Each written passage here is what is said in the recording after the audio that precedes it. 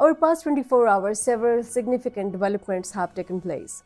The United States has designated Afghanistan as a state sponsor of a wrongful detention.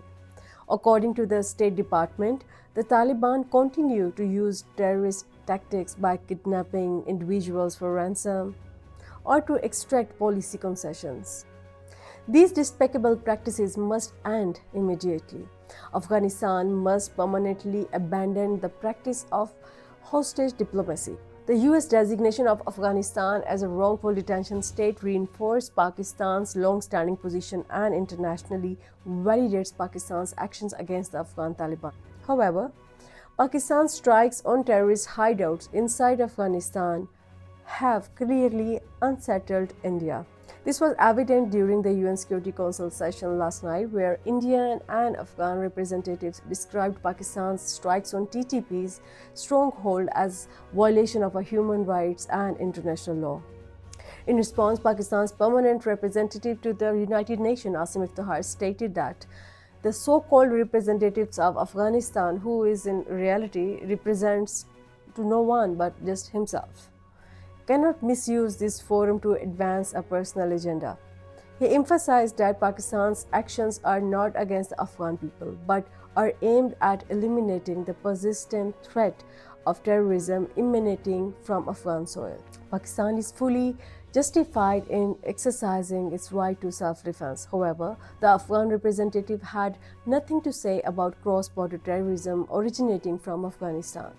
He further noted that while the Indian representative spoke at length about the security situation in Afghanistan, civilian casualties and border tension, he deliberately avoided mentioning the threat of terrorist attack against Pakistan from Afghan territory.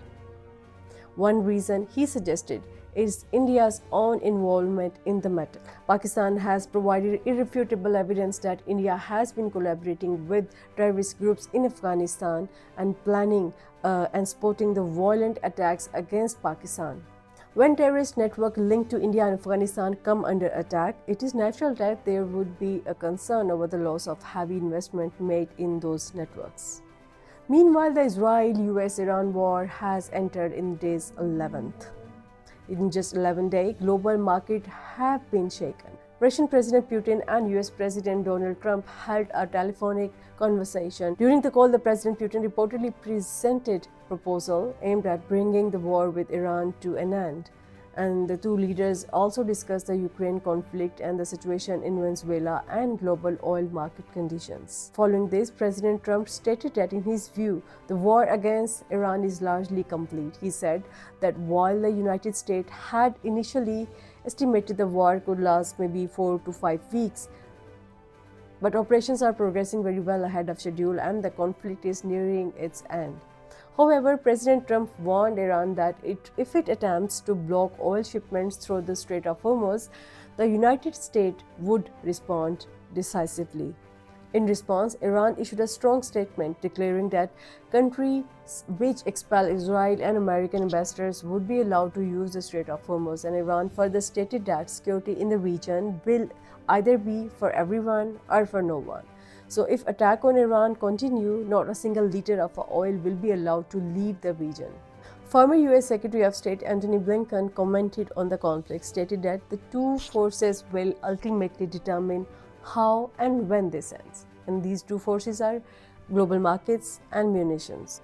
Watch the oil stocks and bond markets, he said, and watch our supply of missiles, both offensive and defensive, as well as those of our regional partners. Expect a declaration of victory that trades one Ayatollah for another.